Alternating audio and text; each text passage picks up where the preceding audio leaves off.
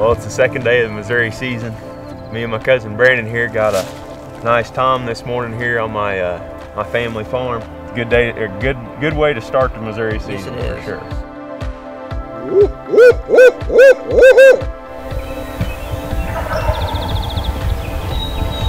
They're right there, 125 yards, 150 yards.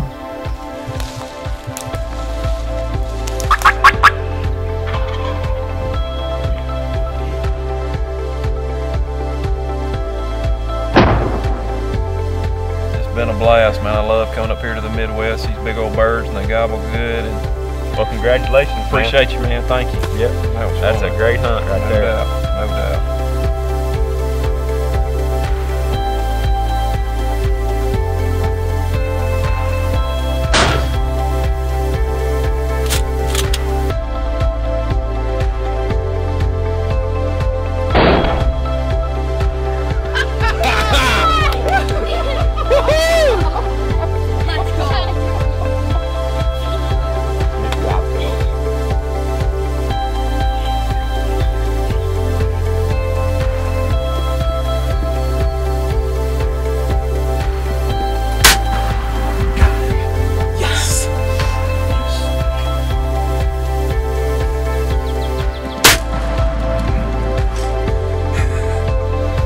Just doubled up.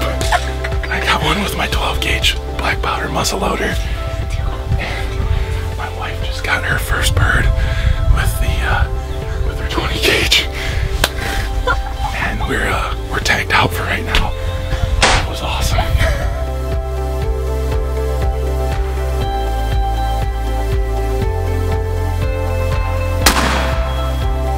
Well, folks, Spring Thunder's on its way here in Illinois. I'm here with my good friend Eric Evans.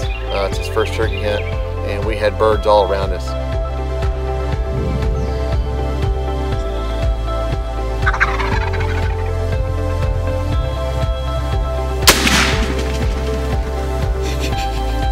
You got it. We just let them come up here. They put on a pretty good show for us. They gobbled once coming up through there, and they fanned out a couple times. Dropped like a brick when he shot it. It was pretty exciting. Bustin' heads.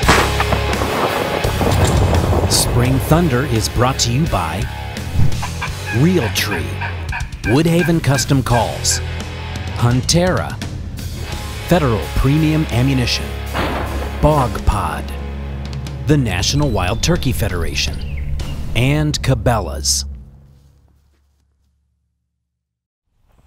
Welcome back to this week's episode of Spring Thunder. We got a busy show for you. We've been out hunting public land here in Iowa for the last 5 or 6 days, and we've had some success. The birds are very henned up, so we've had to use some different tactics to kill each one. But we're going to bring you some of those hunts on this week's episode, and also we're going to head back out to Kansas. Greg Clements and Josh Tatum had an unbelievable hunt on their first morning out there, and you'll just have to see how it all plays out.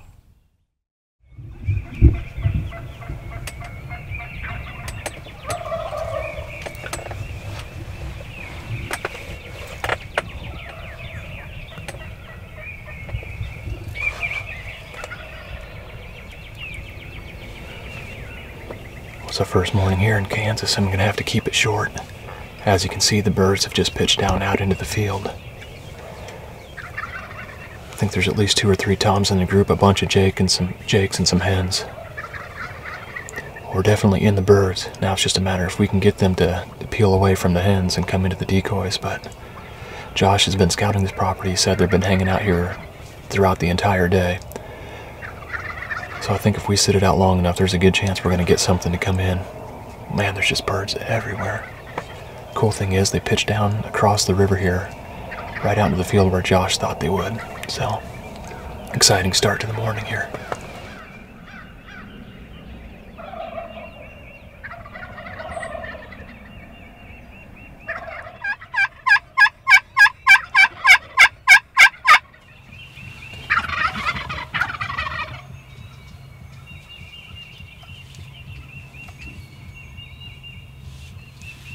Still more birds on the limb back there.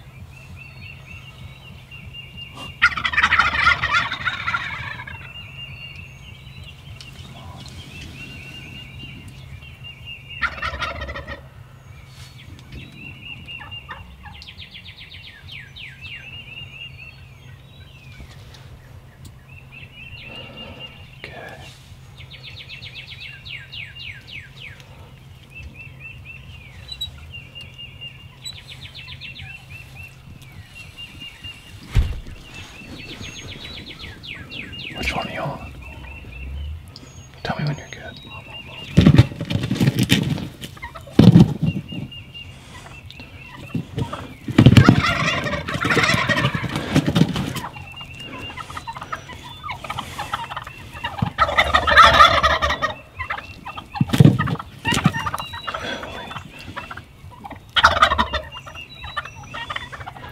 What a mess.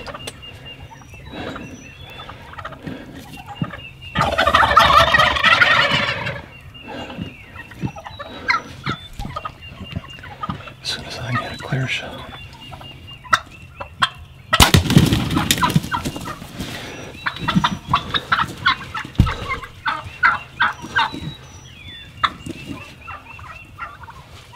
Oh my gosh.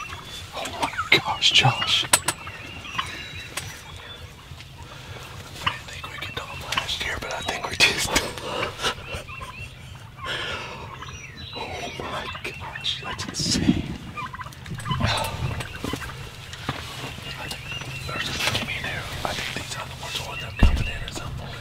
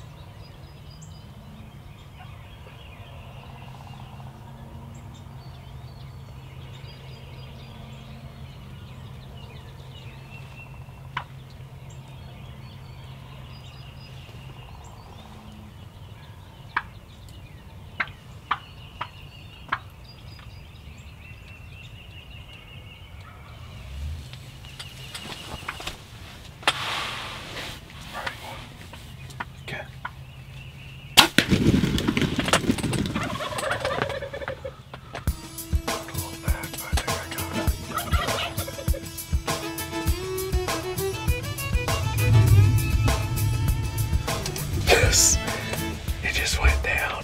What an unbelievable morning. I just don't even know where to start. It's been hard to figure these birds out the last couple of days. We've got a lot of rain. It's been real windy. Haven't really been able to scout as much as I'd like. New piece of property, and man, did it pay off this morning. Last year, Greg and I had an unbelievable hunt, and I think we just topped it this morning. I'm talking about when that first group of birds came in for him, it was chaos. I mean, there's 7 yards, there's birds going everywhere. We're trying to line up on the same bird. That bird is right here in the field, probably about 15 yards from us, and switched that bow up and got another opportunity. I was able to call them hens in. He's down in the field too, and we had a great morning. What a start to our hunt in Kansas. Josh, what a morning. I didn't think we could top last year, but we did. Yep, what an awesome morning. New piece of property, I scouted a couple times.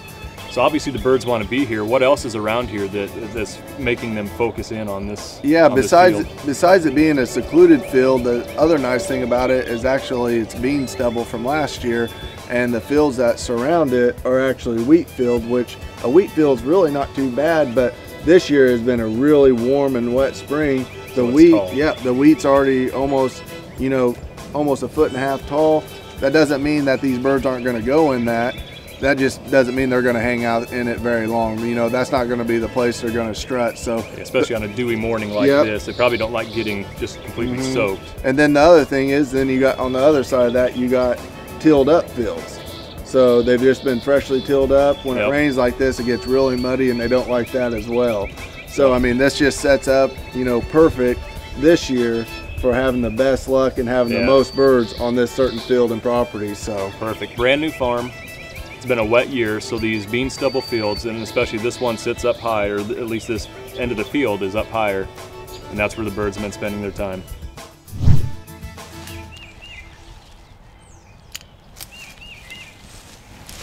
Tell you, a little tool that's very handy that is overlooked by a lot of turkey hunters is a good pair of pruning shears. This is the Hoyman ratchet pruner saw combo. Seems like every time you sit down you need to trim brush out of the way so that you can be comfortable, or if you're in an open area or don't have a tree that's big enough to hide you, a lot of times what I'll do is I'll use these Hoyman shears and I'll cut brush like this and then stick it down in front of my setup location. They're very, very handy little tool to have when you're turkey hunting. They can help you build, you know, natural blinds and stuff. Definitely something that you want to put in your turkey vest this spring.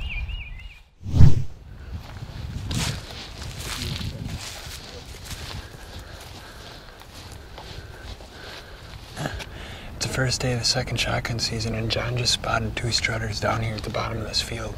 We've been driving around a bunch of public for the past probably hour or so and haven't been seeing a whole lot. But we came down, this drops down into a big marsh, and then there's this little high point here, kind of the same type stuff that we're in right now, real lush green. This is actually the same spot that last year Aaron and Zach were at. Saw 2 big toms, brought them in, but they couldn't get it done with the musket. We're just going a little bit further. You can see this kind of tree line comes to an end right up here. We're gonna get set up there and hopefully call one of these things in before it gets too dark. Hey, he's right there. What? Did you see him? I heard him drum. What? I heard him drum. He's You heard him drumming? there. He's right up there.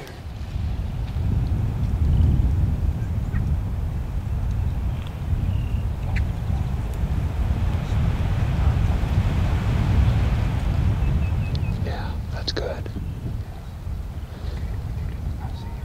You do?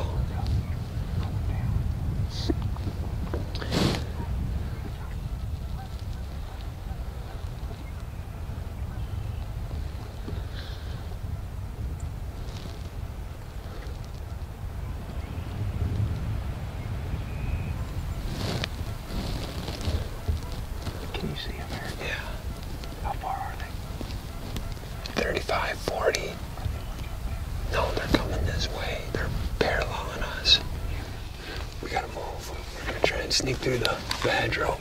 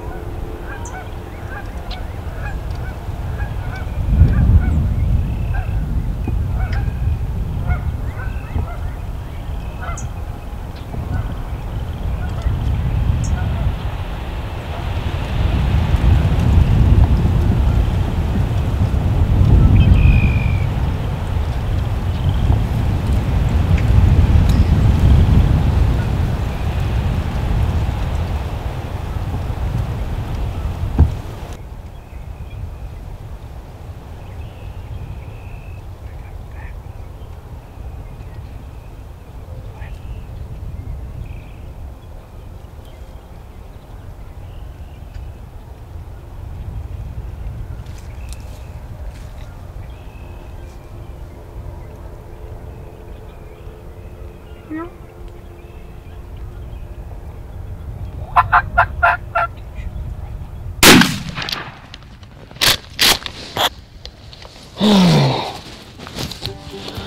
holy cow. Good call on that final move. Unreal. That's awesome. Look at those hooks. It's April 21st, and we've been at it for about all of an hour and a half. Yeah, maybe 2 hours. Pretty quick hunt this afternoon. Yeah, we were out on public this morning, myself and Josh Thrash, and got him his first Iowa longbeard, and heard a bunch more. But right now the turkeys are very henned up. We're just trying to glass these birds because they're not being very vocal.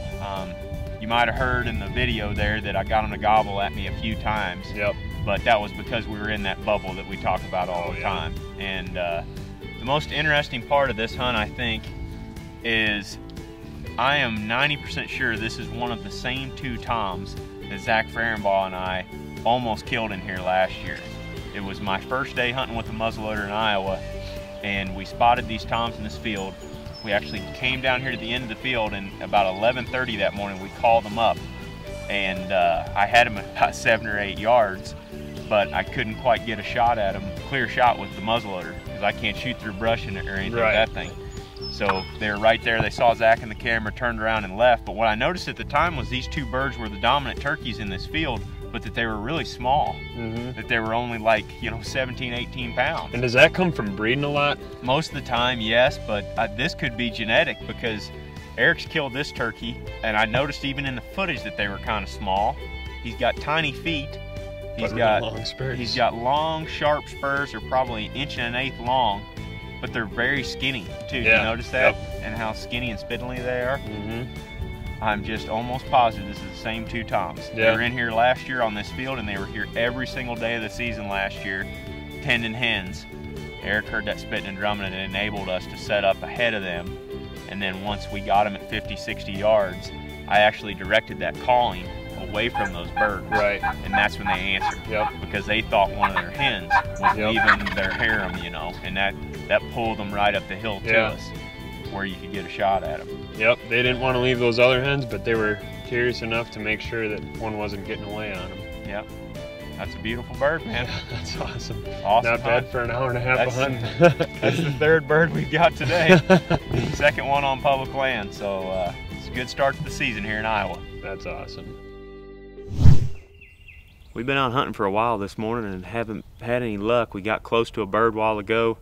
Got a tom about 70 yards away from us on this adjacent ridge, and just a little too far for Greg to get a shot. But we're going to keep after him today. Like I said earlier, they're henned up real bad right now, and these turkeys, especially here in southern Iowa, haven't been gobbling much up in the day. We've been able to get on some birds. We've been hunting some really great public areas with a ton of turkeys on it, so the opportunity has been there. And as you saw from that successful hunt earlier, we definitely have been able to get within gun range of these things. But I would say it's going to be another week and a half before those hens start going to nest up here and the hunting really improves. That 4th shotgun season in Iowa every year really seems to be the time to kill them. Seems like if a tom's got hens right then, he's just got 1 or 2, and he's only got them for a couple hours. If you can just stay with those turkeys during that 4th shotgun season, you can eventually get one to break at some point in the day and start gobbling. But right now, I'm getting ready to head down to Missouri, so throughout the week, we'll be bringing you daily video blogs from public land in Missouri. It's going to be a challenge. There's more hunters down there and not quite as many turkeys on those public lands as there is up here in Iowa, but I'm looking forward to it. I love going down there every year and chasing them. So that's going to do it for this week's episode. I appreciate you joining us. If you're not already a member of the NWTF, please click on the link in the corner of our screen, go over to their page and become one. Thanks once again. See you next Monday for Spring Thunder.